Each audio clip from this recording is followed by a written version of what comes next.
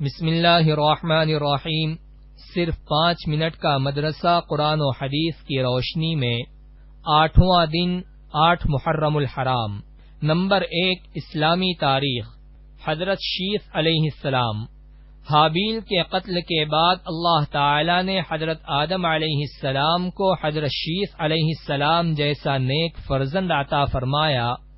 وہ حضرت آدم علیہ السلام کے سچے جانشین ہوئے اور آگے چل کر پوری نسل انسانی کا سلسلہ انہی سے چلا۔ اللہ تعالی نے ان کو نبوت سے نوازا اور 50 صحیفے ان پر نازل فرمائے۔ جب حضرت آدم علیہ السلام کا انتقال ہوا تو جبرائیل علیہ السلام کے حکم سے حضرت شیث علیہ السلام ہی نے نماز جنازہ پڑھائی۔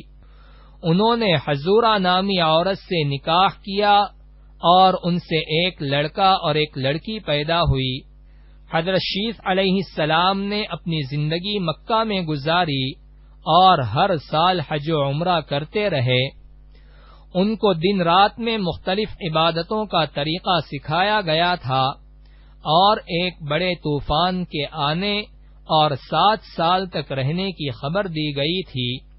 حضرت شیث علیہ السلام نے 912 سال کی عمر پائی۔ جب انتقال کا وقت قریب آیا تو اپنے بیٹے انوش کو اللہ کے احکام کے مطابق زندگی گزارنے کی وصیت فرمائی۔ وفات پانے کے بعد اپنے والدین کے پہلو میں جبل ابی قبیس کے غار میں دفن کیے گئے۔ نمبر 2 حضور صلی اللہ علیہ وسلم کا معجزہ، بیت المقدس کے بارے میں خبر دینا۔ جب رسول اللہ صلی اللہ علیہ وسلم معراج سے واپس آئے اور کفار مکہ کو بتایا کہ میں رات کو بیت المقدس گیا اور پھر وہاں سے 7 آسمانوں پر گیا اور وہاں کی سیر کی، تو کفار نے اس کا انکار کر دیا اور بیت المقدس کے بارے میں سوال کرنے لگے۔ اللہ تعالی نے اپنے رسول کے لیے بیت المقدس تک کے سارے پردے ہٹا دیے، یہاں تک کہ حضور صلی اللہ علیہ وسلم اس کی طرف دیکھتے جاتے اور اس کی نشانیاں بتلاتے جاتے۔ نمبر 3 ایک فرض کے بارے میں، گروی رکھی ہوئی چیز سے فائدہ نہ اٹھانا۔ حضرت ابن مسعود رضی اللہ عنہ کے پاس ایک شخص آئے اور کہا کہ ایک گھوڑا میرے پاس گروی رکھا گیا تھا، لیکن میں اس پر سوار ہو گیا، تو کیا میرے لیے گروی رکھے ہوئے گھوڑے پر سوار ہونا جائز ہے؟ حضرت عبداللہ بن مسعود رضی اللہ عنہ نے فرمایا، اس گھوڑے سے تم نے جتنا فائدہ اٹھایا وہ سود ہے۔ خلاصہ، گروی رکھی ہوئی چیز سے نفع اٹھانا جائز نہیں، لہذا اس سے بچنا ضروری ہے۔ نمبر 4 ایک سنت کے بارے میں، تکبیر تحریمہ کے بعد کی دعا۔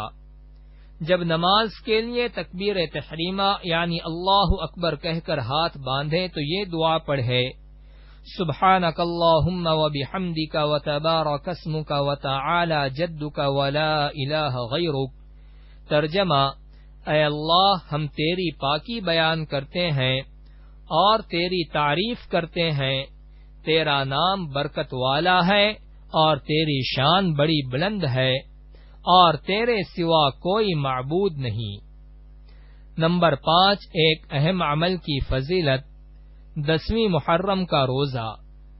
رسول اللہ صلی اللہ علیہ وسلم نے فرمایا، روزہ رکھنے میں کسی دن کو کسی دن پر کوئی فضیلت نہیں مگر ماہ رمضان کو اور عاشورہ کے دن کو، یعنی ان دونوں کو دوسرے دنوں پر فضیلت حاصل ہے۔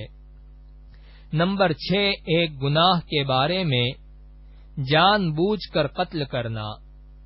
قرآن میں اللہ تعالی فرماتا ہے، جو شخص کسی مسلمان کو جان بوجھ کر قتل کر دے تو اس کی سزا جہنم ہے، وہ اس میں ہمیشہ ہمیش رہے گا اور اللہ تعالی کا غصہ اور اس کی لعنت اس پر ہوگی، اور اللہ تعالی نے ایسے شخص کے لیے بڑا عذاب تیار کر رکھا ہے۔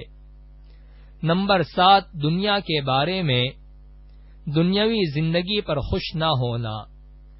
قرآن میں اللہ تعالی فرماتا ہے، اللہ تعالی جس کو چاہتا ہے بے حساب رزق دیتا ہے اور جس کو چاہتا ہے تنگی کرتا ہے، اور یہ لوگ دنیا کی زندگی پر خوش ہوتے ہیں اور اس کے عیش و عشرت پر اتراتے ہیں، حالانکہ آخرت کے مقابلے میں دنیا کی زندگی ایک تھوڑا سا سامان ہے۔